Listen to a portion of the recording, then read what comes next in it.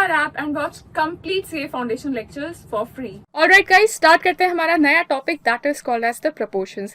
देखो proportions जो topic है ना, उसकी जो फाउंडेशन है, उसकी जो नींव है, वो कहीं ना कहीं कहाँ से आती है? वो कहीं ना कहीं आती है रेशियोज वाले टॉपिक से ही. हमने रेशियोज का जो बेस है वो बहुत सुपर तरीके से समझा है और हमने ये फाइंड किया है कि रेशियोज क्या होते हैं. रेशियोज एक तरीके का कंपैरिजन होता है, अ कंपैरिजन ऑफ टू और more quantities which belong to the same kind. And how are you comparing this thing? You are comparing this thing by way of a division. So जो ratios का base है, उसी base के ऊपर से हमारे पास proportions वाला टॉपिक आता है. और प्रपोर्शन हमें क्या कहता है? प्रपोर्शन का मतलब होता है an equality of two ratios is called a proportions. अब देखो कितनी मज़ेदार बात है. रेशियोज जब हम पढ़ रहे थे, हम क्या बात कर रहे थे? टू और मोर क्वांटिटीज को हम कंपेयर कर रहे थे बाय डिवीजन. प्रपोर्शन उससे एक कदम आगे. प्रपोर्शन दो रेशियोज के बारे में बात कर रहा है. प्रपोर्शन दो रेशियोज के बारे में बात कर रहा है और ये कहता है कि अगर दो रेशियोज इक्वल हैं, अगर दो रेशियोज इक्वल हैं, तो इस चीज़ को जो बोलते हैं ना कि a by B is equal to C by D, अगर ऐसा हो रहा है, if there are two ratios which are equal, then this thing is called as proportion. इस चीज़ को हम क्या टर्मिनोलॉजी देंगे? इस चीज़ को हम देंगे नाम प्रपोर्शन. सो प्रपोर्शन का मतलब हुआ an equality of two ratios. Ratios का मतलब है दो क्वांटिटी का कंपैरिजन. सो हमने एक रेशियो निकाला, से हमारे पास एक रेशियो आया R1 और हमारे पास एक और कोई दूसरा रेशियो आया R2. We will say R1 is in proportion to R2 when R1 is equal to R2. अगर R1 ratio is of A by B and R2 ratio is of C by D, and if A by B is equal to C by D, we will say that this thing is in proportion. So ratios was about two or more quantities and proportion is about two or more ratios. So an equality of ratios, an equality of two ratio is something which is called as the proportion. So proportion का base कहाँ से आता है? Ratio से ही आता है. यहाँ proportion में हम दो ratios के equality की बात करते हैं and ratio में हम दो quantities को divide करते हैं, comparison करते हैं. So ratio talks about two or more quantities का comparison, proportion talks about two or more ratios in itself. और ऐसे दो ratios जो क्या हो रहे हैं? an equality of two ratios, उस चीज को हम कहते हैं they are in proportion. तो say for example हमारे पास चार quantities हैं A, B, C and D. They are said to be in proportion. इनको आप proportion में कब बोलोगे? इसे आप proportion में तब बोलोगे when A is to B is equal to C is to D. देखो A और B के बीच में एक रेशियो है which is A by B, या जिसे हम कहते हैं A is to B. C और D के बीच में भी एक रेशियो है जिसे हम कहते हैं C by D या फिर C is to D. Now all these quantities A, B, C and D are called in proportion when A is to B is equal to C is to D या फिर A by B is equal to call as C by D. If this thing is happening, अगर ये चीज़ हो रही है that A by B is equal to C by D, then we will say that these four quantities are in what? They are in proportion. उसे हम कहेंगे कि ये लोग कौन से में है, ये कौन से टर्मिनोलॉजी में एग्जिस्ट करते हैं. So they are in kind of a proportion. So four quantities A, B, C and D are said to be in proportion when the ratio of the first two is equal to the ratio of the next two. So A by B is equal to C by D या A is to B is equal to C is to D. So इस चीज़ को हमने find out किया कि proportion का मतलब क्या हुआ? जब एक रेशियो दूसरे रेशियो के इक्वल है. Now since this is a simple maths, हम देख सकते हैं कि A by B is equal to C by D. अब अगर अपन D को यहाँ भेज सकते हैं, B को यहाँ भेज सकते हैं, तो what will happen? A into D is equal to B into C and that's why AD is equal to BC. ये हमारे पास नेक्स्ट प्रॉपर्टी यहाँ पे निकल के आई. अब देखो प्रपोर्शंस में जो आगे हमें पढ़ना है ना, वो यही पढ़ना है. हमें पढ़नी है वेरियस प्रॉपर्टीज इन प्रपोर्शन. बहुत सारी अलग अलग प्रॉपर्टीज हम पढ़ने वाले हैं और बहुत सारी प्रॉपर्टीज के बेसिस पे हम बहुत सारे सम्स भी सॉल्व करेंगे.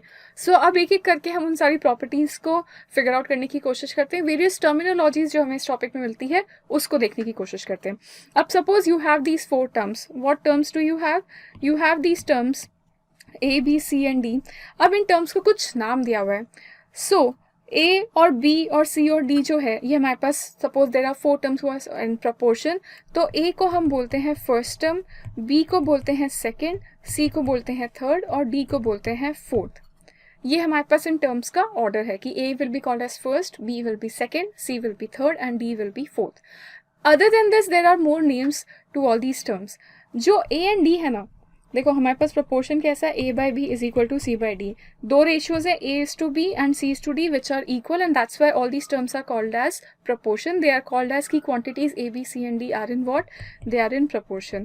So a फर्स्ट टर्म है, ये सेकंड है, ये थर्ड है, ये फोर्थ है. अब इसमें एक चीज और है, a और d को भी एक नाम दिया हुआ है. a और d को एक नाम दिया हुआ है, इन टर्म्स को कहते हैं, a एंड d को कहते हैं extremes.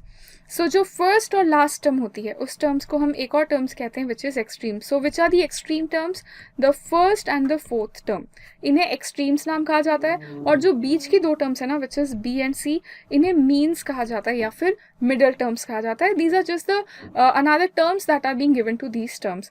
So A and D are called as extremes and B and C are called as the means. आगे बढ़ते हुए और प्रॉपर्टीज और चीजें देखते हैं. तो suppose a is to b is equal to c is to d. So a by b is equal to c by d. तो जो d है, d को हम क्या बोलेंगे, d को हम बोलेंगे fourth proportional. There is another special term which is given to D, उसे हम कहते हैं फोर्थ प्रोपोर्शनल. देखो अभी ये सब थ्योरेटिकल चल रहा है, पर all these theoretical is very very important, क्योंकि इसके बेसिस पे ही हम बहुत सारे सम्स जो है वो सॉल्व करने पड़ेंगे. सो ये सारी टर्म्स, मीन्स, एक्सट्रीम्स, ये आपके लिए बहुत इंपॉर्टेंट है, because lot of times in the question it can be asked कि extremes terms are these, means are this, find out the another term. So that is the reason आपको terminology find करना बहुत ज़रूरी है, उसको याद रखना बहुत ज़रूरी है. So अगर A, B, C, D चार quantities है, they are in proportion, जो D है उसे क्या नाम दिया गया है, उसे नाम दिया गया है fourth proportional. Perfect. आगे बढ़ते हुए देखते हैं और क्या properties है हमारे पास. नेक्स्ट प्रॉपर्टी हमारे पास आती है that if A, B, C and D are in proportion. अगर ये लोग proportion में है then what will happen, a by b is equal to c by d. उसका मतलब है कि a into D is equal to B into C. Basic cross multiplication हम कर सकते हैं LHS RHS में. इसका मतलब क्या हुआ, ये दोनों टर्म्स क्या थी, ये दोनों टर्म्स को हम कहते हैं एक्सट्रीम्स और ये दोनों टर्म्स को हम क्या कहते हैं, मीन्स. इसका मतलब ये हुआ that product of extremes is equal to product of means.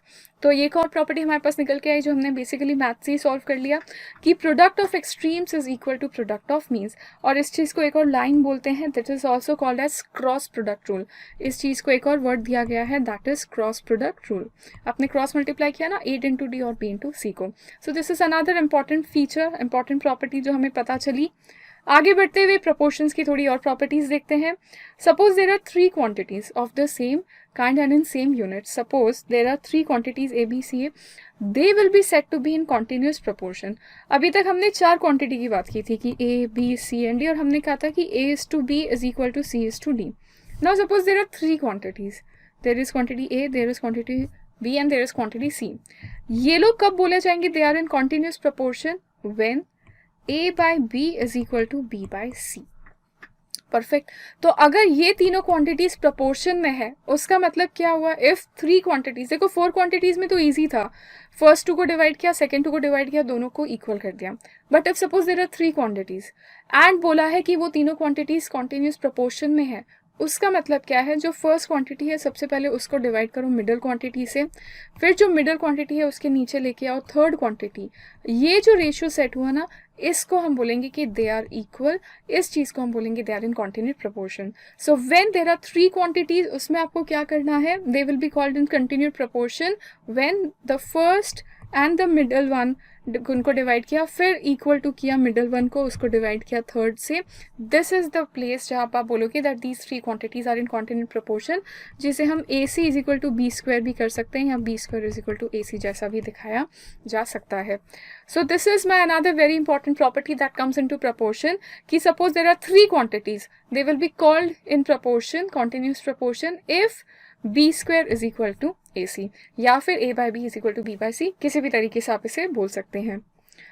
आगे बढ़ते हुए थोड़ी और प्रॉपर्टीज देखते हुए नेक्स्ट जो हमारे पास आता है वो क्या आता है, if A, B, C are in continuous proportion, जैसे अभी हमने देखा, अगर ये लोग क्या है, ये लोग कंटिन्यूस प्रोपोर्शन में है, then the middle term is called as the mean proportional between A and C. जो ये मिडल टर्म थी ना B, इस B को क्या बोलते हैं, इस B को बोलते हैं mean proportional. Again, this language is very important. B will be called as the mean proportional and जो A है that will be called as the first proportional, C will be called as the third proportional. जैसे D fourth proportional बोला गया था यहाँ पे, उसी तरीके से if there are three quantities who are in continuous proportion, उस केस में सपोज ए बी सी है, इसे हम कहेंगे मीन प्रपोर्शनल, इसे हम कहेंगे फर्स्ट प्रपोर्शनल और सी को हम कहेंगे third proportional. So again, this thing that you have to remember. So if B is the mean proportional between A and C, then you can obviously say that B square is equal to AC या फिर B is equal to under root of AC. ये कैसे आया, वापस से revise कर लो. A by B is equal to B by C, क्योंकि तीन क्वांटिटीज हैं, वो प्रोपोर्शन में है when first टू का रेशियो एंड सेकेंड टू का इज इक्वल. और यहाँ पे AC मल्टीप्लाई हो गया, B स्क्वायर आ गया, ये कंडीशन सेटिस्फाई हो गई. So three quantities continuous proportion में है. Middle term will be called as the mean proportional, first term will be called as the first and the last will be called as the third proportional. आगे बढ़ते हुए हमारे पास कुछ examples हैं, उन्हें solve करने की कोशिश करते हैं. सपोज देर इज 6 रुपये इज टू 8 रुपये एक हमारे पास रेशियो है. That is we have one ratio क्या होता है, ratio is of the same kind. So there is 6 rupees and there is 8 rupees. Now we have another ratio हमारे पास क्या है, 12 टॉफ़ीज़ एंड 16 टॉफ़ीज़. देखो यहाँ पे इनका एक काइंड है and that is the reason वो रेशियो में है. इनका एक काइंड है, दैट इज द रीज़न वो रेशियो में है. ओके यहाँ पे रुपी की बात हो रही है, यहाँ पे टॉफीज की बात हो रही है. तो suppose if mister A has 6 rupees and mister B has 8 rupees, so what is the ratio of A and B, 6:8. Now suppose mister A has 12 toffees and mister B has 16 toffees, so what is the ratio of their toffees, 12/16. Now when they will be called in proportion, when 6/8 is equal to 12/16. हम ये देखते हैं कि क्या ये दोनों ratio equal है, figure out करते हैं. 6/8 को सिंप्लीफाइड फॉर्म में करने के लिए मैं इसको कर सकती हूँ 3/4 और इसे भी मैं अगर 4 से डिवाइड करती हूँ तो ये हो जाए 3/4. सो देखो अब यहाँ पे बहुत मैजिकल चीज़ पता चली. ये जो फर्स्ट रेशियो है वो सेम काइंड है विच इज़ रुपीज़. ये जो सेकेंड रेशियो है टॉफीज़ वाला, दैट्स अनदर सेम काइंड उसी के लिए विच इज़ टॉफीज़. और प्रपोर्शन में हम रुपीज़ और किसको कंपेयर करने लग गए, हम टॉफ़ी को कंपैरिजन करने लग गए. तो आप ये मत सोचना कि रुपी और टॉफ़ी कैसे कंपैरिजन होगा, क्योंकि हम प्रपोर्शन में किसे कंपेयर कर रहे हैं, हम प्रपोर्शन में तो भाई साहब रेशियो को कंपेयर कर रहे हैं ना. We are comparing the ratios क्या है, ऑफ द सेम काइंड. तो इस रेशियो में सेम काइंड था which is रुपी, इस रेशियो में सेम काइंड था which is toffee. Now I just have the two ratios. One ratio is 6:8 and the another ratio is 12:16. Now when will I say that these things are in proportion? They are in proportion when first का ratio is equal to the second का ratio. So they are into ratio. Why? Because इसे भी simplify करके 3/4 आता है, इसे भी simplify करके 3/4 आता है, and that is the reason we will say they all are in proportion. First two quantities same kind में है, last two quantities same kind में है. कंफ्यूज मत होना कि हम यहाँ पे ये कंपेयर इक्वल कैसे कर सकते हैं, बिकॉज हम रेशियो कैलकुलेट करते टाइम सेम काइंड ले रहे हैं, प्रपोर्शन करते टाइम तो हम सिर्फ दो रेशियो को कंपेयर कर रहे हैं. आगे बढ़ते हुए एक और एग्जाम्पल हम लेते हैं. So we have numbers 2.4, 3.2. They are in proportion as these number satisfy the property of this thing. अच्छा हम ये चेक करते हैं कि ये नंबर्स प्रपोर्शन में है या नहीं. So we have two numbers 2.4, 3.2, 1.5 and 2. ना whether they are in proportion और नॉट, सबसे पहले हमें क्या करना पड़ेगा, 2.4 divided by 3.2, whether this is equal to 1.5 और 2 देखते हैं. डेसिमल से डेसिमल गया, यहाँ आया 20, ये डेसिमल गया. अब इसे सिंप्लीफाई करो, 4 से करते हैं तो ऊपर बचा 6, नीचे बचा 8. इसे 5 से करते हैं तो ये बचा 3 और ये 4. इसे 2 से करते हैं तो ये बचा 3/4. So are these numbers in proportion? Yes, क्योंकि फर्स्ट 2 का ratio is equal to second 2 का रेशियो. अब देखो इसे सॉल्व करने का एक और तरीका था. एक और तरीका क्या था, हम जानते हैं product of extreme should be equal to product of means. तो यहाँ पे what are the extreme values, extreme values is 2.4 और 2 which is this first and fourth. इसका प्रोडक्ट आता है 4.8 और जो मेरी मीन्स वैल्यू है दैट इज 3.2 इंटू 1.5. इनका वैल्यू क्या आता है, सो इनका वैल्यू भी अगर मैं करूँ तो it is 3.2 into 1.5 which is 3.2 into 1.5 which is 4.8. तो आप इस तरीके से जाओ, इस तरीके से जाओ, दोनों ही बात जो है वो सही है ही. बेसिकली देखो इसमें भी हमने किया क्या, इसमें भी हमने सेम ही चीज़ करी. हमने 2.4 को 2 से मल्टीप्लाई किया. अगर इस चीज़ को 2.4 divided by 3.2 is equal to 1.5 divided by 2.0 लिखना है तो फॉर एग्जांपल, तो यहाँ इन दोनों को मल्टीप्लाई किया हमने विच इज़ एक्सट्रीम्स, और इन दोनों को मल्टीप्लाई किया विद द मीन्स। तो आप ऐसे कर लो सम सॉल्व, ऐसे कर लो, ऐसे कर लो, कैसे भी कर लो, आंसर सेम ही आने वाला है। They will be called in proportion, reason being इनका ratio is equal. The first two terms का ratio is equal to the second two terms का रेशियो। एंड दूसरी तरीका जो है इसको सेटिस्फाई करने की कि आप directly product of extremes and products of means ले सकते हैं, जो हमने पहले भी देखी प्रॉपर्टी। आगे बढ़ते हुए हमारे पास एक एग्जाम्पल आता है, उस एग्जाम्पल को फाइंड करने की कोशिश करते हैं। सो हमारे पास ये 4 क्वांटिटीज़ है, 3 क्वांटिटीज़ है एक्चुअली, और हमें इसका 4th प्रोपोर्शनल फाइंड करना है। द मोमेंट जैसे कि हमें 4th प्रोपोर्शनल फाइंड करना है, उसका सिंपल मतलब ही ये है बॉस कि हमें ये मालूम चल गया है कि ये एक 4 क्वांटिटीज़ हैं जो किस में है, ये 4 quantities are in proportion. When these 4 quantities are in proportion what will happen, the ratio of the first 2 will be equal to the ratio of the second 2। अब ये जो है इस 4th प्रोपोर्शनल को अपन मान लेते हैं x, सो 2/3 डिवाइडेड बाय 3/7, ठीक है, this should be equal to 4/x। बस इस इक्वेशन को सॉल्व करते हैं तो हमारे पास आया 2/3 into 3 into 7 and that should be equal to 4/x। x को यहाँ लेके चले गए, हमारे पास निकल के आया 4 into 3 into 3 divided by 2 into 7। 2 से 2 गया तो हमारे पास जो वैल्यू आ गई that is 18/7। So what is that 4th proportional that we have in this particular sum? That is 18/7। बहुत इजीली हमने सॉल्व कर दिया क्योंकि यहाँ पे फर्स्ट 2 नंबर्स का जो रेशियो है वो सेकेंड 2 के इक्वल है। हमें 4th प्रोपोर्शनल निकालना है, ये वाला फिगर निकालना है, उसे मैंने x समझ लिया। और प्रोडक्ट रूल समझते हुए ये एप्लीकेशन करते हुए, अगर आपको देखो ये सब प्रोडक्ट रूल ये सब ध्यान नहीं रहे, फॉर्मूले ध्यान नहीं रहे, आप तो एक बेसिक कंसेप्ट हमेशा ध्यान रखना। वो बेसिक कंसेप्ट है a/b is equal to c/d। बस इतना आपको मालूम है ना तो आप कैसे भी आंसर तक पहुंच सकते हो। आप उसे फिर क्रॉस प्रोडक्ट रूल से बोलो, product of extremes is equal to product of mean से बोलो, किसी भी तरीके से बोलो। सबसे इजी तरीका है कि ये प्रॉपर्टी अगर आपको याद है ना, बस इसके बेसिस पे आप कोई भी मिसिंग वैल्यू जो है वो फिगर आउट कर सकते हो। सो ये हमारे पास आया नेक्स्ट एग्जाम्पल। एक और एग्जाम्पल अपन लेते हैं। अच्छा, अब ये बढ़िया एग्जाम्पल है, find 3rd proportion to this thing. यहाँ पे हमने 4th प्रपोर्शन की बात करी थी, यहाँ पे हमारे पास 4 क्वांटिटीज थी, यहाँ पे हमें 3 दी हुई थी और 4th फाइंड करनी थी। यहाँ हमारे पास 2 क्वांटिटी ही है और हमें 3rd क्वांटिटी फाइंड करनी है। सपोज उसे हम x मान लेते हैं। अब 3 क्वांटिटीज के केस में हमने याद करो क्या समझा था, they are in proportion when a/b is equal to b/a। इस चीज़ को b/c, बस इसी चीज़ को आगे लेते जाते हुए अपन सॉल्व करते हैं 3rd value which is c को फाइंड करते हैं। a क्या है 2.4, b क्या है 9.6, b क्या है 9.6, c क्या है पता नहीं, वही तो फाइंड करना है। c को यहाँ ले गए 9.6 इंटू 9.6 डिवाइडेड बाई 2.4, तो c की वैल्यू क्या आ गई हमारे पास 9.6 into 9.6 divide by 2.4। Freely calculator का यूज़ करना, टाइम बचेगा, तो हमारे पास c की वैल्यू क्या आ गई 38.4। So what is the 3rd proportional? यहाँ पे the answer is 3rd proportional is 38.4. So again मैंने तो बेसिक एक प्रॉपर्टी समझी थी कि a/b is equal to b/c because there are 3 quantities। अगर 4 quantities होती तो a/b is equal to c/d होती। So मैंने तो वो बेसिक प्रॉपर्टीज के बेसिस पे जो मिसिंग वैल्यू उसको फाइंड आउट कर लिया। आगे बढ़ते हैं। We have certain more wonderful properties of proportion. देखो अब हमारे पास थोड़ी और प्रॉपर्टीज निकल के आती हैं प्रपोर्शन के लिए। जो बेसिकली हमारी प्रॉपर्टीज अब निकल के आने वाली है ना, वो इस सिंपल फंडे पे ही कवर्ड है, that is a/b is equal to c/d। ये एक चीज़ हमें पता है ना, तो अब आगे की सारी प्रॉपर्टीज हम खुद ही डिराइव कर लेंगे। अब क्योंकि a/b is equal to c/d, तो जो फर्स्ट चीज़ है वो यही आई ना कि AD is equal to BC, क्योंकि आप D को यहाँ ले गए, B को यहाँ ले गए, so AD is equal to BC, हम जो स्टार्टिंग से ही पढ़ रहे हैं। तो this is my first property that comes into picture कि क्रॉस मल्टीप्लिकेशन से I can say the product of extremes is equal to the product of the means, right.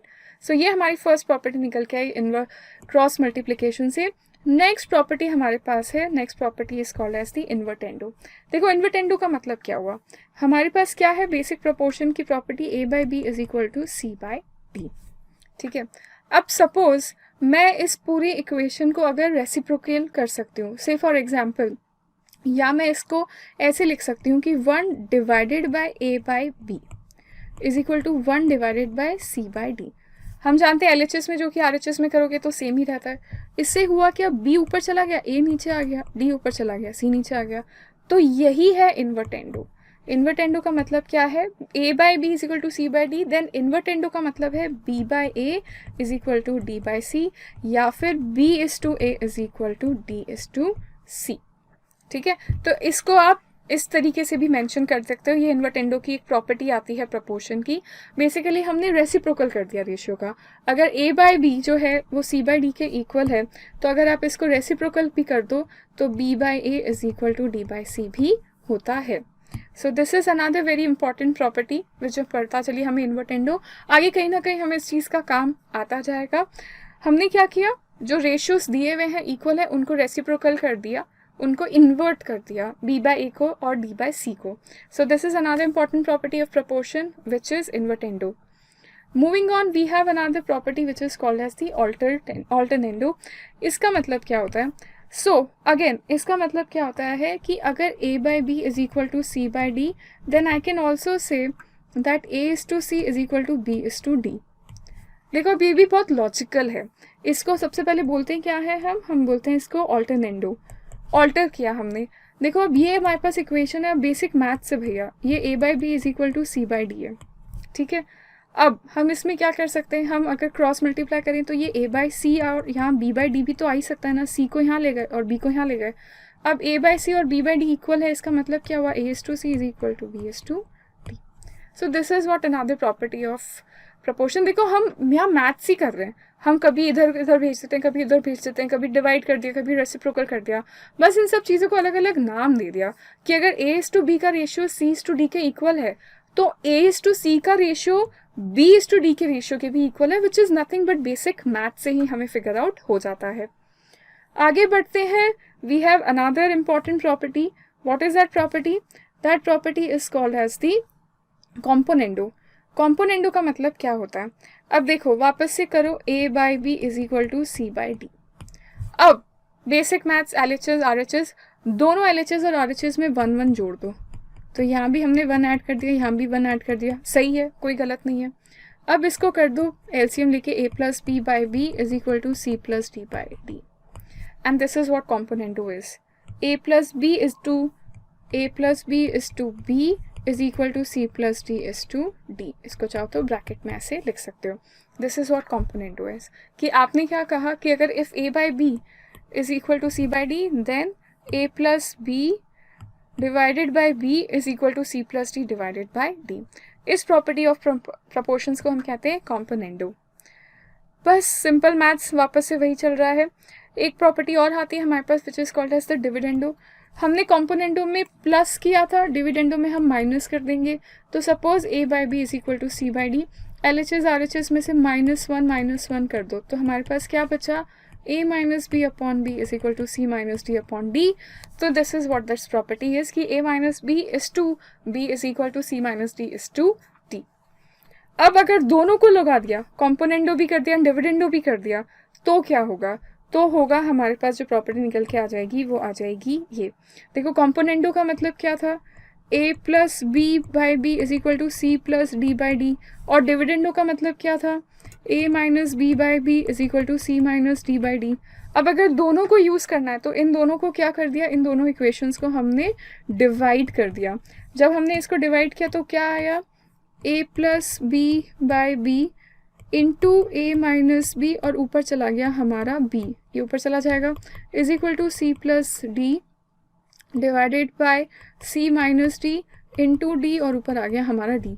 b से b गया, d से d गया, तो हमारे पास क्या बन गया, a plus B upon a minus B is equal to C plus D upon c minus D. So ये हमारी जो नेक्स्ट प्रॉपर्टी आई वो आई कि कॉम्पोनेंटो एंड डिविडेंडो आपने दोनों एक साथ अप्लाई किया, और उसका अल्टीमेट रिजल्ट क्या है कि a plus b is to a minus B is equal to c plus d is to c minus d. Perfect. Moving on towards the last property of proportions, that is कि अगर a is to b is equal to c is to d and it goes on as e is to f, इससे हम एक चीज़ और find कर सकते हैं, वो ये फाइंड करते हैं that a plus C plus e divided by b plus d plus c is equal to each ratio. आप सारे न्यूमरेटर्स को क्या करते जाओ, आप सारे न्यूमरेटर्स को ऐड करते जाओ, सबको डिवाइड करते जाओ, और आगे का जो फिगर है वो इक्वल टू ईच रेशो ही आने वाला है। और उसका लॉजिक हमने यहाँ पे दिया हुआ है। उसका लॉजिक है ये चीज़ कि suppose a by B is equal to C by D है, is equal to e by F है। Suppose this is equal to k, so what will happen, a by B is equal to k, यानी a is equal to B के, c is also equal to D K, and e is also equal to F K. अब अगर मैं a plus C plus e is equal to k करूँ, plus b plus d plus f, so what will happen, I can also write this thing as a plus c plus e divided by b plus d plus k, and which is equal to k, which is nothing but this original ratio. And that is the reason what will happen, my ratios will keep on continuing. इसका एक proof check करना है तो proof check भी करते हैं। Suppose 2/3 है, 4/6 है, और हमारे पास एक है 10 और 15। इसको प्रूफ चेक करते हैं कि क्या ये इक्वल आएगा। तो हम करेंगे 2 + 4 + 10 डिवाइडेड बाय 3 + 6 + 15। अब इसको अपन जोड़ते हैं तो ये आया हमारे पास 16 डिवाइडेड बाय 3 + 6 + 15, दैट इज़ 24। अब इसको 4 से डिवाइड किया तो बचा 4, ये बचा 8, 4 से क्या ये 6, 2 से गया 2/3, which is this common ratio. So देखो ये अनादर हमारे पास एक ब्यूटीफुल चीज़ निकल के आ जाती है। हमने यहाँ पे क्या किया, हमने यहाँ पे ये सारी इक्वेशंस को ऐड कर दिया, a is equal to B के, c is equal to D k, e is equal to F k. तो मैंने कर दिया a plus C plus e, this is equal to B k plus d k plus f k बाहर common निकाल लिया, और इसको कर दिया a plus c divided plus b divided by, इसको डिनोमिनेटर में यहाँ लेके आ गया, तो this is equal to k, and what is k is equal to a by b equal to c by d equal to e by f. So this is another wonderful property जो हमें पता चली कि अगर इस तरीके से चलते ही जा रहा है तो उन सारे न्यूमरेटर्स को ऐड कर दो, सारे डिनोमिनेटर्स को ऐड कर दो, फिर जो फाइनल न्यूमरेटर डिनोमिनेटर को डिवाइड करोगे वो ओरिजिनल रेशियो के ही इक्वल रहेगा। So these were lot of properties of proportion. देखो अभी बहुत ऐसा लग रहा होगा कि क्या ही पढ़ लिया है हमने, बस एक चीज़ आपको प्रपोर्शन में याद रखना, वो ये है जो आपकी हर दुविधा को सॉल्व कर देगा। If 4 quantities are in proportion, उसका मतलब है a by B is equal to C by d. ये एक चीज़ आप ध्यान रखना, इससे आप बाकी सारे सम सॉल्व कर लोगे। If 3 quantities are in proportion, so a by B is equal to b by C. बस ये एक ध्यान रख लेना, आप सारे के सारे सम सॉल्व कर लोगे। Componendo, dividendo, alternendo, these are the various other terms, properties है। अंडरलाइन मुद्दा यही है कि हमें एक या तो कभी 4th प्रोपोर्शनल की वैल्यू निकालनी होगी, या फिर कोई मिसिंग वैल्यू निकालनी होगी, या कोई इक्वेशन है जो उसको प्रूफ करनी रहेगी। With this we have a very strong base clear for various properties of proportion. ये 2 चीज़ों से हमारा काम हो जाएगा। नाउ बेस्ड ऑन दिस बहुत सारे सम सॉल्व करेंगे। Let's take a lot of sum solving from the next video.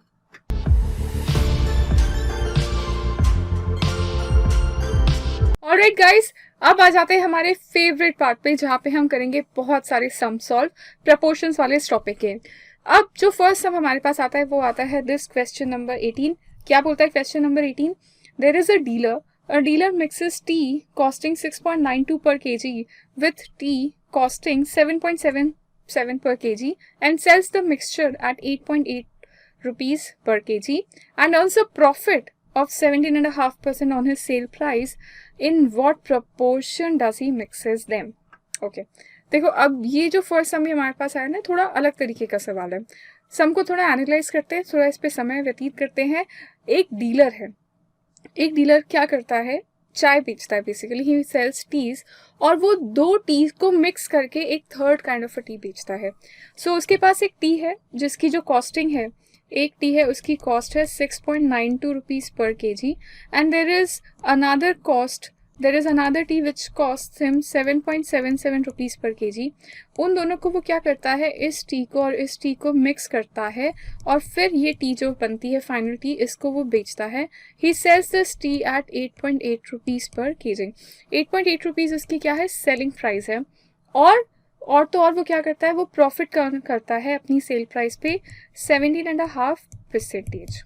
Okay, सबसे पहला काम हम जो करते हैं वो ये करते हैं कि अगर उसकी सेलिंग प्राइस 8.8 रुपीज़ है, what is the selling price? Selling price is 8.8 rupees, और वो क्या कर रहा है, अपनी सेलिंग प्राइस पे 17.5% का प्रॉफिट कमा रहा है, तो क्या हम कॉस्ट वैल्यू फाइंड कर सकते हैं? तो हम बिल्कुल कर सकते हैं। देखो हमारे पास सेल प्राइस कितनी है, सेल प्राइस है 8.8 रुपीज़, प्रॉफिट क्या दिया हुआ है 17.5% on sale price, selling price के ऊपर 17.5% प्रॉफिट है, यानी इसको अगर मैं 17.5% से डिवाइड मल्टीप्लाई करूं तो मेरे को प्रॉफिट एलिमेंट जो आएगा वो क्या आएगा, my profit element will be, keep your calculators handy, 8.8 into 17.5% which is 1.54। तो मेरी कॉस्ट प्राइस पर केजी कितनी आ गई, कॉस्ट प्राइस आ गई 7.26 पर केजी।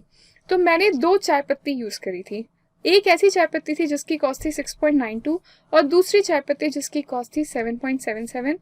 उन दोनों चाय पत्ती को मिक्स किया और फिर उस जो फाइनली मिक्सचर था उसको मैंने बेचा 8.8 पे, जिस पे मुझे प्रॉफिट हुआ 1.54। तो जो ये मेरा फाइनल प्रोडक्ट, ये जो चाय पत्ती बेची थी उसकी जो कॉस्ट निकल के आई वो क्या आई, 7.26 रुपीज़ पर केजी की कॉस्ट निकल के आई।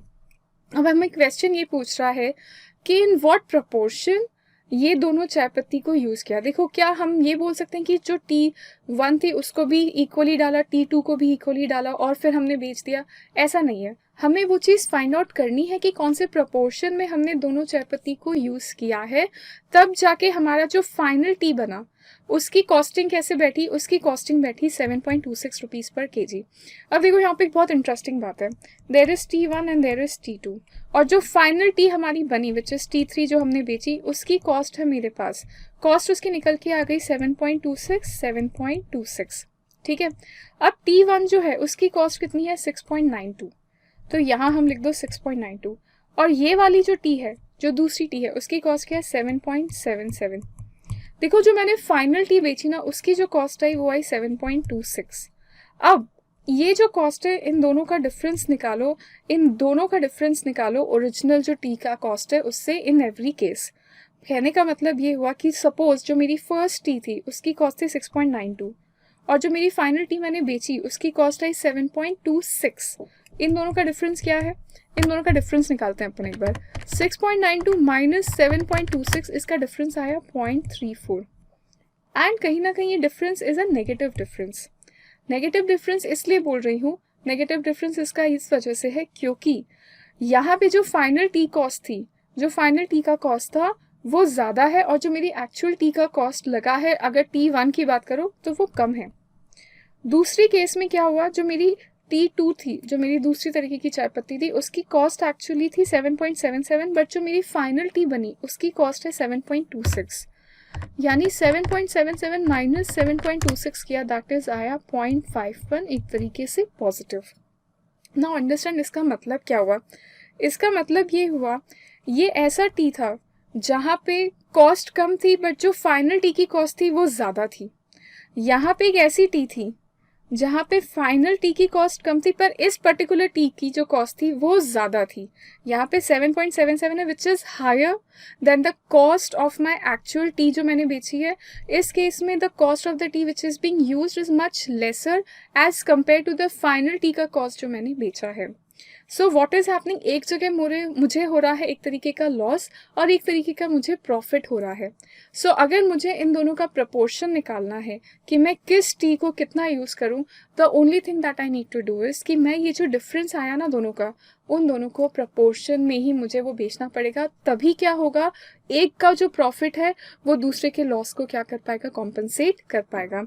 एक टी का जो प्रॉफिट है वो दूसरे के लॉस को कॉम्पनसेट कर पाएगा और इसीलिए मुझे प्रपोर्शन निकालने के लिए क्या करना पड़ेगा, I will have to use it in the proportion of 0.51:0.34.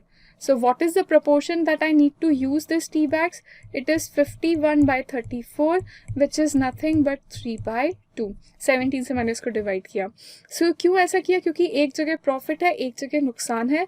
अगर मुझे मेरी फाइनल कॉस्ट 7.26 तक पहुंचना है, यहाँ पे कॉस्ट कम है इस चाय पत्ती की, यहाँ पे इस चाय पत्ती की कॉस्ट ज़्यादा है, तो मुझे ऐसे प्रपोर्शन में यूज़ करना पड़ेगा कि जहाँ मुझे प्रॉफिट हो रहा है वो मेरे लॉस को कॉम्पनसेट कर पाए। और इसीलिए if I use in this proportion 3:2 में मैं अगर दोनों टी बैग को यूज़ करूँगी, then what will happen, then I will be able to get a cost of 7.26 finally and get a profit of 17.5% on my sale price. Now as an exercise मैं आपको एक चीज़ दे रही हूँ कि आप इसका मुझे रिवर्स वर्किंग करके कमेंट में बताएंगे कि ये आंसर सही है या नहीं है।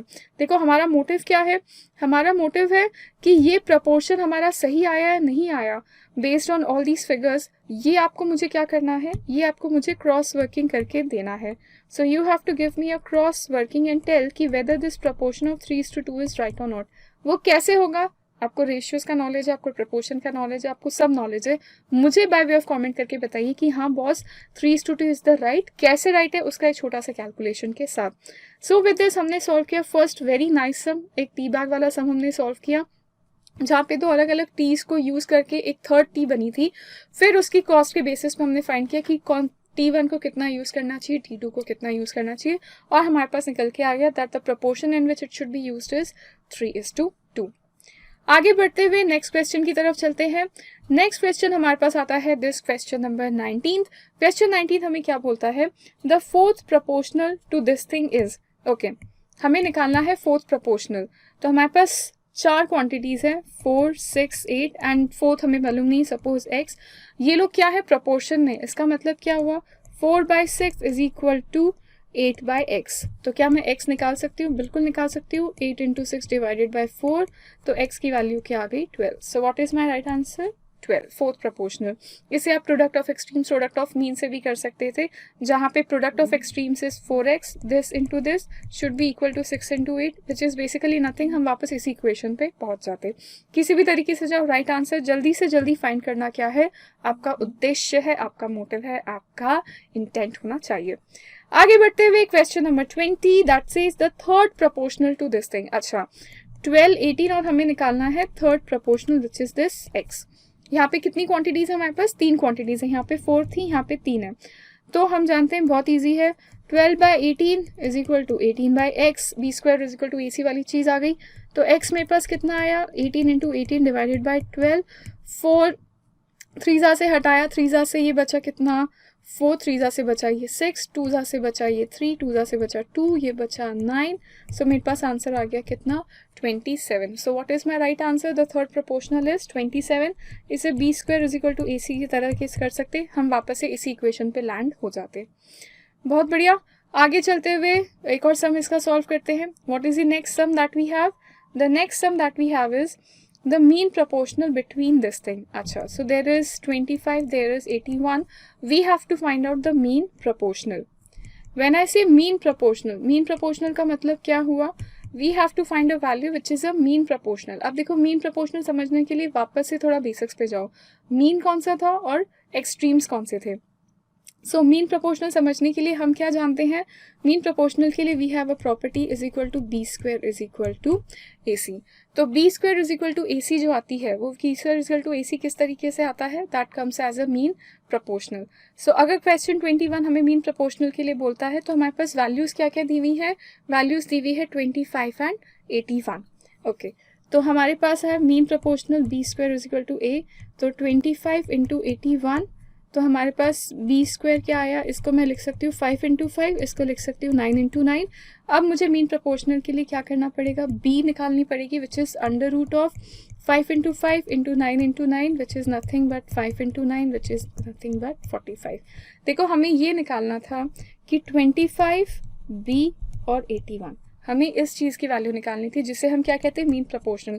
इसीलिए I was so much emphasizing कि आपके लिए टर्मिनोलॉजी इसलिए इंपॉर्टेंट है क्योंकि इन्होंने डायरेक्टली हमें ये नहीं पूछा कि मिडिल टर्म बताओ, सेकेंड टर्म बताओ, उन्होंने क्या बोला मीन प्रोपोर्शनल। तो हम जानते हैं कि 3 क्वांटिटीज़ हैं, मीन प्रोपोर्शनल का मतलब क्या होता है दिस बाय दिस, हम ये तो बेसिक चीज़ हम जानते हैं। सो मीन प्रोपोर्शनल मतलब ये वाली वैल्यू हमें निकालनी है। ये वैल्यू कैसे आएगी, तो b² इज इक्वल टू 25 × 81, तो हमें ये वैल्यू निकालने के लिए क्या करना पड़ेगा, लेना पड़ेगा इसका स्क्वायर रूट। सो 25 × 81 का square root is 5 × 9 which is 45। So this is your right answer and that is the reason knowing the right terms is so important. तो ये आगे हमारा नेक्स्ट क्वेश्चन था। आगे बढ़ते हुए नेक्स्ट क्वेश्चन पे चलते हैं। Okay, the number which has the same ratio to 26 that 6 has to 13। अच्छा, हमें एक नंबर फाइंड करना है जिसका रेशियो 26 के जो है that is equal to what 6 has to 13। So I don't know what the number is. The number जो है उसका ratio to 26, the number which has the same ratio to 26, that 6 has to 13. Basically मैंने जो language यहाँ पे दी उसे फॉर्मूले वे में प्रोड्यूस कर दिया, and I have to find what this x is. So x is equal to 26 into 6 by 13. This is 2 and this is how much? So 12. So ये आ गया मेरे पास answer 12. So is there any option जहाँ पे 12 आ रहा है answer में? So the answer is none of these. So what is my right answer? 12. ना वो यहाँ है ना वो यहाँ है. So what is my correct option? None of these. तो देखो हमने क्या किया, हमने जो स्टेटमेंट दिया था उसे फॉर्मूले पे पुट करने की कोशिश की. The number which has the same ratio to 26, that 6 has to 13. एक ऐसा नंबर जिसका रेशियो 26 के उतना ही इक्वल है जितना 6 का 13 के साथ है. That means x divided by 26 is equal to 6 by 13. So what is my x? My x becomes 12. आगे बढ़ते हुए नेक्स्ट क्वेश्चन की तरफ चलते हैं. नेक्स्ट क्वेश्चन हमारा क्या बोलता है? नेक्स्ट क्वेश्चन हमारा बोलता है the fourth proportional to this is. Okay, so there is 2a, this is a square and there is c, and we have to find out x. Fourth proportional के लिए simple है, 2a by A square कर दो is equal to c by X कर दो. x के लिए कर दो a into C. A square को इंटू सी भी लिख सकते हैं. और ये किया 2a, ये से a गया तो हमारे पास बचा x is equal to A C by 2. So which is my right answer? This is my right answer, A C by 2. Perfect. Moving on. बहुत अच्छी तरीके से सम सॉल्व करते हुए प्रपोर्शंस की पहुंच रहे हैं हम मास्टरी की तरफ. Next sum we have is if 4 numbers are in proportional then x is. अच्छा, there are 4 numbers, 1/2, 1/3, 1/5 and 1/x. they are in proportion और हमें x की वैल्यू फाइंड करनी है. कर लेंगे जी. सो सबसे पहले 1/2 divided by 1/3 is equal to 1/5 divided by 1/x. इसे सॉल्व करते हैं तो 1/2 इंटू 1, 3 ऊपर चला गया is equal to 1/5 into 1, x ऊपर आ जाएगा, ये ऊपर आ जाएगा. तो 3/2 is equal to x by 5. तो 3 into 5/2 is equal to x. तो x की वैल्यू क्या आ गई हमारे पास? 15/2. So what is my right answer? My right answer is this, 15/2. Perfecto. आगे बढ़ते हुए कुछ और सम सॉल्व करते हुए वापस से हमारे पास आता है the mean proportional between this is which is 12x square and 27y square. दो तरीके हैं इसको सॉल्व करने के. या तो आप लिख दो 12x square, unknown value is suppose z, this is equal to z divided by 27y square. तो z स्क्वायर क्या आया? 12 into 27 into X square into Y square. इस चीज़ का रूट लेना है हमें. ठीक है भाई, ले लेंगे. X square Y square into 12 को कैसे लिख सकते हैं? 2 इंटू 2 इंटू 3. 27 को लिख सकते हैं 3 इंटू 3 इंटू 3. बस इसका अंडर रूट निकालने के लिए एक्स वाई बाहर आ गए. इन दो में से एक 2 बाहर आ गया, इसमें से एक 3 और इसमें से एक 3. तो what is my mean proportional? 2 into 3 into 3 which is 18 XY is my answer. तो what is my mean proportional? Mean proportional between this is 18 XY. Simple सी चीज़ थी. हमने पहले भी एक सम देखा था, b square is equal to AC. और देखो सिर्फ b स्क्वायर की वैल्यू नहीं निकालनी है, आपको b की वैल्यू निकालनी है, आपको मीन वैल्यू निकालनी है, मीन प्रोपोर्शनल की वैल्यू निकालनी है. कंफ्यूज मत होना. You don't have to calculate the value of z square या b square, you have to calculate the value of that z. Okay. आगे बढ़ते हुए सम सॉल्व करते हुए नेक्स्ट क्वेश्चन जो हमारे पास आ गया, पहले हमारे कैनवस को थोड़ा ब्यूटीफुल करते हुए, next sum that we have is, okay, if a by 3 is equal to so and so is equal to so, then a plus b plus a. okay, right. तो सबसे पहले लिख लेते हैं कि a by 3 is equal to b by 4 is equal to c by 7. और अब हमें क्या करना है? a plus b plus c by c, ये डिवाइड बाय होल c है, उसकी वैल्यू हमें निकालनी है. ठीक है. तो a के बराबर है a by 3 is equal to b by 4 is equal to c by 7. अब देखो, इसको करने का एक सिंपल तरीका होता है. इस सिंपल तरीके का हम आपको समझाते हैं कि जब भी इस तरीके से वैल्यूज दी होती है ना, आप उसे एक अलग वैल्यू अज्यूम कर सकते हो और फिर जो फाइंडिंग वैल्यू है उसमें आप पुट कर सकते हो. a by 3 को you can write as k. तो a हो गया 3k. Similarly b by 4 is equal to k. Suppose all this is equal to k, हम ऐसा अज्यूम कर रहे हैं.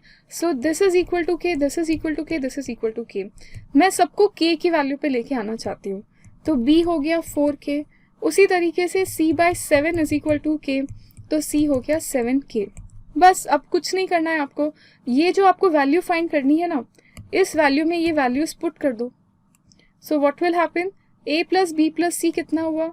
ए आया 3k, बी आया दिस 4k, सी आया ये दिस 7k, और इसको डिवाइड कर दो सी से, सी क्या है 7k. So what is the value? 3 plus 4 is 7, 7 14k divided by 7k. इसकी वैल्यू आ गई 2. Just 2, just my right answer. तो ऐसे जब सम्स आते हैं ना, वहाँ पे आपको हमेशा क्या काम आता है? आपको काम आता है वो k. सो इन सारी वैल्यूज़ को आप क्या अज्यूम कर लोगे? k अज्यूम कर लोगे, और फिर जो आपको रिजल्ट फाइंड करना है सब दूर वो k की वैल्यू पुट करो. मोस्ट ऑफ द केसेस में k एलिमिनेट हो जाएगा और आप अपने राइट आंसर तक ऐसे ऐसे ऐसे पहुँच जाओगे. बढ़िया. आगे बढ़ते हुए और सम सॉल्व करते हुए, moving on towards the next question that we have. पहले हमारे ब्यूटीफुल कैनवस को थोड़ा और साफ कर देते हैं. ओके, क्वेश्चन नंबर 27 क्या बोलता है? 27 बोलता है if a is to b is equal to 3 is to 2, this is this, what is a is to b is to c? A nice question has come. देखो इसको करने में मजा आएगा. a by b कितना है? 3/2. ओके, b by c कितना है? 3/5. सही से वैल्यू लीजिए ना हमने. हाँ, a by b is 3/2, b by c is 3/5. हमें निकालना है a is to b is to c. जब इस तरीके के सम्स आएंगे आपको क्या करना है? आपको सबसे पहले जो b की वैल्यू है ना दोनों तरफ, उसे आप इक्वल करो. ये जो b है ना उसको, ये जो देखो दो रेशियोज हैं, इन दोनों रेशियोज में b यहाँ है और b यहाँ है, बराबर है. So we have a by b is equal to 3/2 and b by c is equal to 3/5. Now we have to find out a value जहाँ पे a is to b is to c है. Now a by b जो है which is 3/2 and b by c which is equal to 3/5. Now मैं directly इसको क्या ऐसे लिख सकती हूँ कि 3:2:5, ये 3 ले लिया, ये 2 ले लिया, ये 5 ले लिया? नहीं लिख सकते क्योंकि यहाँ पे b 3 है, तो मैं ये नहीं लिख सकती. ना मैं इसको 3:3:5 ले सकती हूँ कि ये 3 ले लिया, ये 3 ले लिया, ये 5 ले लिया, क्योंकि यहाँ b 2 है. तो सबसे इंपॉर्टेंट चीज़ ऐसे सम्स में आपको क्या करना होता है कि आपको जो वो बीच की वैल्यू है ना b, उसे आप इक्वल करो. इसे इक्वल करने का मतलब क्या हुआ? उसे इक्वल करने के लिए सबसे पहली चीज़ जो आपको करनी है ना वो ये करनी है कि यहाँ पे b के अराउंड 2 है और यहाँ 3 है.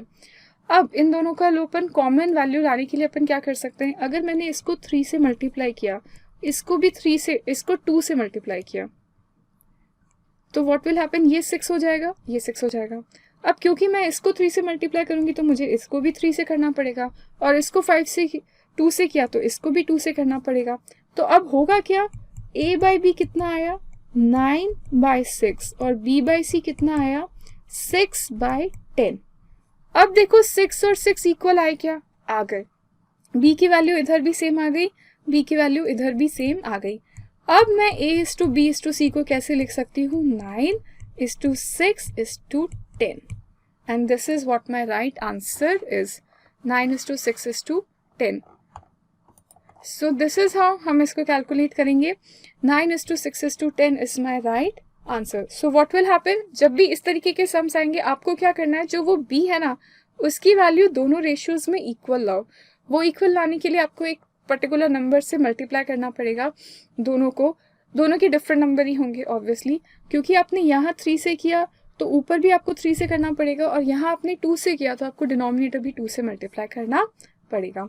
वंस b की वैल्यू सेम आ गई 6 and 6, बस अब आपको इसको रेशियो में लिखने के लिए a is to b is to c करने के लिए 9 is to 6 is to 10 करके आंसर आप फाइंड आउट कर सकते हो. बढ़िया समझा, ये मस्त समझा एकदम. और हमारे जो कंसेप्ट थे वो क्या हो गए? सुपर सुपर सुपर क्लियर हो गए. हमने जो ट्रिक लगाई यहाँ पे वो ये ट्रिक लगाई है कि हमने b की वैल्यू को पहले क्या किया? b की वैल्यू को सेम किया और फिर रेशियोज को फाइंड कर लिया. आगे बढ़ते हुए we have another beautiful question lined up with us. Question है हमारा ये, क्या कहता है question? If x/2 is equal to y/3 is equal to z/7. हमें इस चीज़ की वैल्यू फाइंड करनी है. अगेन हम क्या करेंगे? हम इन सबको हमारे फेवरेट लेटर k के इक्वल कर देंगे. So what will happen? x is equal to 2k, y is equal to 3k and z is equal to 7k. बस अब जो इक्वेशन है उसमें ये चीज़ें डालते जाओ, k के इक्विवेलेंट. सो 2x minus 5y plus 4z upon 2y. Perfect. 2x की जगह क्या लिख देंगे? 2 into 2k minus 5 into Y की जगह लिख देंगे 3k प्लस 4 इंटू जेड की जगह लिख देंगे 7k. इसको डिवाइड किया, इसको डिवाइड किया किससे? 2y से. y कितना है हमारे पास? y है 3k, तो यहाँ लिख दिया 3k. बस अब इसे सॉल्व कर लेते हैं. ये आया 4k minus 15k plus 28k and divided by 6k। इसको सॉल्व करते हुए क्या निकला हमारे पास, 28 plus 4 minus 15 which is 17k by 6k, k हटा, द आंसर इज 17 बाय 6। कितना ब्यूटीफुली, कितना इजीली हमने ये पूरा सम सॉल्व कर दिया। हमने इसको सिर्फ क्या किया, के इक्वल ले दिया, बिकॉज हम जानते हैं ऐसे सम्स में हमारे लिए हमारा जो एक रेसिक्यू ऑप्शन रहता है दैट इज कि इन सबको के इक्वल ले लो और फटाफट आंसर सॉल्व करते हुए हेल्प एवरी वैल्यू को के फॉर्म में लेके आ जाओ। बहुत शानदार, बहुत शानदार। और सम सॉल्व करेंगे एकदम प्रोपोर्शन में, क्या कहते हैं ना, ऐसा सम सॉल्व करेंगे ना कि कोई भी प्रोपोर्शन का सम आ जाए यू सॉल्व कर लेंगे अपन। वापस से आता है question number 29, x by Y is equal to 2/3, y by z is equal to 4/3। Again क्या करना है हमें निकालना है x is to y is equal to z। ऐसे बाय हाथ का खेल है, y की वैल्यू को क्या करना है, इक्वल करना है। तो हम लेंगे दूसरे कलर का पेन। सबसे पहले ये 3 है, ये 4 है, इसको इक्वल करने के लिए यहाँ 4 से मल्टीप्लाई कर दो, इसको 3 से मल्टीप्लाई कर दो, क्योंकि यहाँ 4 से मल्टीप्लाई किया तो इसको भी करना पड़ेगा बॉस और इसको भी करना पड़ेगा, तभी तो रेशियो सेट होंगे। तो x बाय वाई की वैल्यू क्या आ गई, x बाय वाई की वैल्यू आ गई हमारे पास 8/12, y बाय z की वैल्यू आ गई 12/9। अब ये दोनों सेम है तो x is to Y is to z हम कैसे लिख सकते हैं, 8 is to 12 is to 9। So 8 is to 12 is to 9 हमारे पास आया। अहिल्ला, ये तो ऑप्शन में कहीं दिख ही नहीं रहा, तो क्या ये नन ऑफ द दीज है। रुक जाओ एक बार, इसको करने से पहले एक चीज़ देखना कि क्या इसमें कोई कॉमन फैक्टर निकल के आ रहा है। तो इसमें कोई कॉमन फैक्टर तो नहीं है, हम जानते हैं, हमने देख ही लिया है, तो हमारा आंसर डेफिनेटली क्या आएगा, नन ऑफ दीज। आगे बढ़ते हुए क्वेश्चन 30 की तरफ जाते हुए, पहले अपनी कैनवस को सुंदर करते हुए हम बढ़ेंगे towards question number 30। Just give me some time, just give me some time. Done done done done. Okay, question 30 क्या बोलता है, क्वेश्चन 30 बोलता है the sum of the ages of 3 persons, 3 लोगों की जो एज है उसको जो सम करेंगे वो आता है 150 years. 10 years ago the ages were in the ratio of 7:8:9. What are their present ages? अब देखो, इसको इजी तरीका पता है क्या, वेरिफिकेशन मेथड। ऑप्शन से चलते हैं, जो ऑप्शंस यूज करना है वो करते हैं, जो एलिमिनेट करना है वो एलिमिनेट कर देते हैं। तो देखो 3 पर्सन्स की एज कितनी, 150। पहले तो ये देख लो कि ये पर्टिकुलर कंडीशन कौन कौन सेटिस्फाई करता है। तो 45, ऑप्शन ए जो है 45 प्लस 50 प्लस 55 150 होता है, यहाँ भी 150 होता है। लास्ट है 35 प्लस 45 प्लस 70, ये भी होता है। तो तीनों में आगे का देखना पड़ेगा। अब 10 साल पहले उनकी जो एज थी, देवर इन द रेशियो ऑफ 7:8:9। तो फर्स्ट केस लेते हैं, एज है 45, 50, एज है 55, -10 ऑब्वियसली सब में ही करना पड़ेगा। तो क्या आया आंसर, 35, ये आया 40 और ये आया 45। इस टाइम पे जो इनकी एजेस थी, देवर इन द रेशियो 7:8:9। अब 35 इज टू 40 करो, इज टू 45 करो, क्या ये 7, 8, 9 के इक्वल है? आंसर है शायद यस, क्योंकि अगर मैं सबको 5 से डिवाइड कर दूं, ये भी 5 से, ये 5 से, मतलब कॉमन फैक्टर हटा के इसको सिंप्लीफाई कर दूं, तो ये आ जाता है 7, बिकॉज 7 इंटू 5 इज 35। ये आ जाता है 8, बिकॉज 5 इंटू 8 इज 40। एंड ये आ जाता है 9, बिकॉज 5 इंटू 9 इज 45। तो मैंने 5 कॉमन फैक्टर निकाल दिया, तो what I get the answer 7:8:9। बल्ले बल्ले, हमारे को फर्स्ट में ही जो था ना आसानी से आंसर मिल गया। What is my right answer, 45, 50, 55। मुझे आगे जाके वेरीफाई करने की जरूरत पड़ी नहीं और बहुत जल्दी I reach to the answer. So verification method से हमने सॉल्व किया very quickly, very beautifully, and एकदम करेक्ट आंसर तक हम पहुंच गए। आगे बढ़ते हुए next question that we have is question number 31। Again the mean proportional between this thing, B square is equal to AC। हम जानते हैं इसका लेंगे अंडर रूट, तो 1.4 इंटू 5.6। तो इसके निकालने के लिए देखो इजी तरीका है, इसको कर देते हैं पहले 14 इंटू 56 डिवाइडेड बाई 10 इंटू 10। तो b इज इक्वल टू 10, एक तो बाहर आ गया, इसको सिंप्लीफाई करके लिख दो, इसको लिख दो 2 इंटू 7, इसको लिख दो 7 इंटू 8। तो एक 7 बाहर आ गया, ये आ गया 2 इंटू 2 इंटू 2 इंटू 2। तो यहाँ पे क्या आ गया 7/10 into this 2 into this 2, which is what 7 into 2 into 2, 2.8। So what is the mean proportional, 2.8 grams। Perfect, very easy peasy sum, कोई दिक्कत ही नहीं हुई हमें। आगे बढ़ते हुए देखो कितना इंपॉर्टेंट है टर्म्स को याद रखना, मीन प्रोपोर्शनल, ये सारी चीज़ें that is why I always insist definitions जो टर्म्स है उसे कभी मिस मत करो, उसको अच्छे से हमेशा पढ़ो. Next question that we have is question number 32. क्या बोलता है question 32? Two numbers are in the ratio of 3:4. दो नंबर्स है वो 3:4 के रेशियो में है. If 6 be added to each terms of the ratio, then the new ratio will be this thing, then the numbers are very easy sum. दो numbers 3:4 के ratio में है. अब सबसे पहले हम क्या करो, पहले ऑप्शन से ही चलो. ऑप्शन से पता चल जाता है कि ये गलत है. 17:9 is definitely not equal to 3:4. 14:20 भी नहीं है. बचता है सिर्फ ये. इसमें सेट करके देख लो, होता है तो ठीक, वरना नन ऑफ दीज ऑप्शन है. सो 18:24 क्या ये 3:4 के रेशियो में 6 से हटाया 3 और 4. फर्स्ट कंडीशन सेटिस्फाई, ठीक है. सेकंड कंडीशन 6 भी एडेड टू ईच टर्म, तो 18 + 6 कर दो और 24 + 6. New ratio will be 45. अब देखते हैं कि ये 44/5 के इक्वल है या नहीं, 4:5 के. सो 18 + 6 इज 24, दिस इज 30. 6 में से कॉमन 4/5 मैच हो गया जी. बल्ले बल्ले शावा, हम सीधे आंसर तक पहुंच गए. आगे कुछ करने की जरूरत है ही नहीं. स्ट्रिक्ट क्विकली ये वाला ऑप्शन जो है इसको सिलेक्ट कर लेना. आगे बढ़ते हुए, मूव ऑन करते हुए, नेक्स्ट क्वेश्चन जो हमारे पास आता है दैट इज क्वेश्चन नंबर 33. क्या बोलता है क्वेश्चन 33?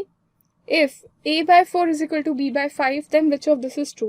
देखो अब यहाँ पे अगर आपको याद हो ना, कॉम्पोनेंडो एंड डिविडेंडो दोनों वाली एप्लीकेशन यहाँ पे लग रही है.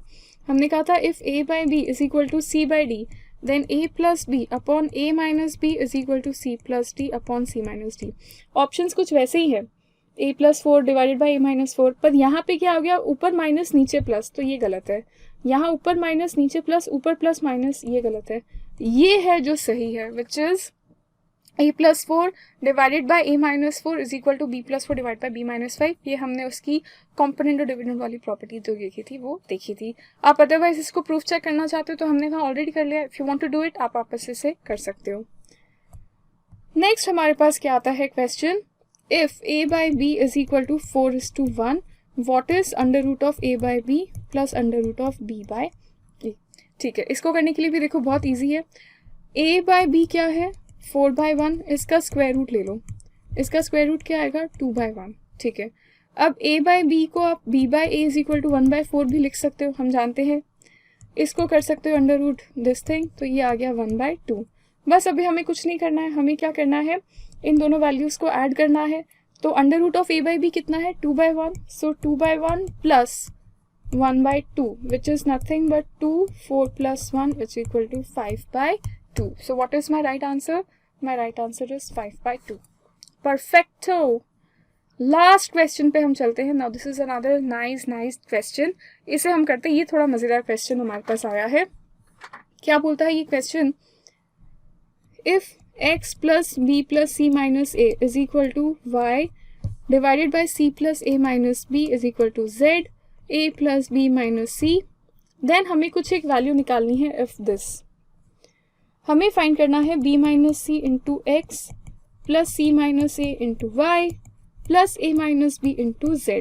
अब देखो इसमें अगेन ट्रिक क्या है, इन सबको क्या मान लो, एक k मान लो. So what will we do? We will consider this as k. So if this is k, what will happen? x क्या हो जाएगा, x will be b plus c minus a into k. y will become c plus a minus b into k. and z will become a plus b minus c into k. ये हमारे पास निकल के आ जाता है. So what will happen? अब मैंने सारी x को क्या ले लिया, x को ये जो टर्म थी इसको k के इक्वल लिया, इसको k के इक्वल, इसको k के equal, and X Y Z को मैं b c की वैल्यूज में लेके आ गई. अब मुझे कुछ नहीं करना है, मुझे बस ये इक्वेशन में ये सारी वैल्यूज रखनी है. सो b माइनस सी ब्रैकेट में x कितना आया, b प्लस सी माइनस ए इंटू के. अब देखो सब दूर k आएगा ही आएगा एक्स वाई जेड में, तो मैं k को बाहर ले आती हूँ. तो यहाँ मेरे पास क्या बचा, c माइनस ए इंटू वाई कितना बचा, y मेरे पास बचा c plus a minus b. c plus a minus b. One second guys. Yeah. और फिर मेरे पास जो z था वो क्या आया, a plus b minus c into यहाँ पे मेरे पास z का क्या है, a minus b. इसको a minus b से मल्टीप्लाई किया. बस अब इस इक्वेशन को सॉल्व कर लेते हैं. b से b गया b स्क्वायर. अब यहाँ पे प्लस माइनस का बहुत ध्यान देना, आराम से करना. b square plus B C minus A B minus B C minus C square plus A C. ठीक है, अब आगे यहाँ पे आते हैं, plus C square plus A C minus B C minus A C, यहाँ पे क्या है प्लस है तो यहाँ आया माइनस ए स्क्वायर, यहाँ आया plus A B, minus minus plus. अब हमारे पास आया ए स्क्वायर, यहाँ पे A square plus A B minus A C, अब यहाँ आया माइनस ए बी, यहाँ आया माइनस बी स्क्वायर और यहाँ आया प्लस बी सी। अब इसको सॉल्व करते हुए कुछ कुछ माइनस हो रहा है तो ए सी से ए सी हटा।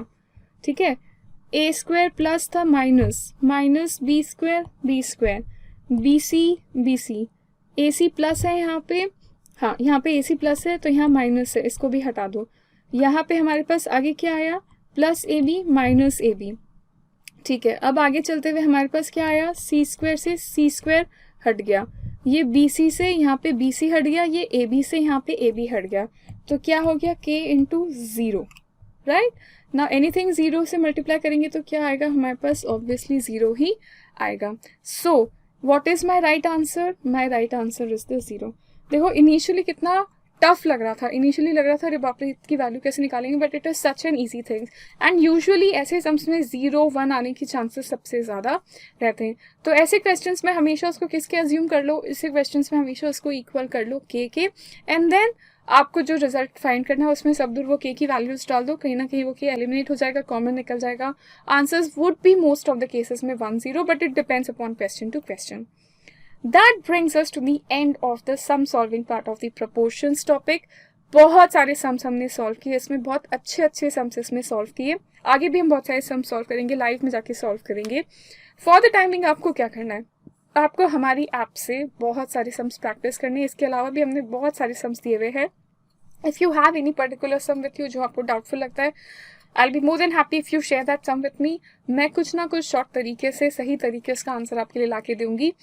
सो इस वीडियो को डेफिनेटली देखिएगा। हमें अगर आपको वीडियो अच्छा लगा तो please send us bye way of a comment that how did you like this video. And फटाफट जाके ऐप में आपको बहुत सारी प्रैक्टिस करनी है। जितनी प्रैक्टिस करोगे ना बॉस, उतना ज़्यादा यू विल बी कॉन्फिडेंट कि मैं येस एग्जाम फेस कर सकता हूँ। With this let's call it a wrap. आगे के चैप्टर्स में देखेंगे, आगे के टॉपिक्स में देखेंगे कुछ something new. Download our app and watch complete CA Foundation lectures for free.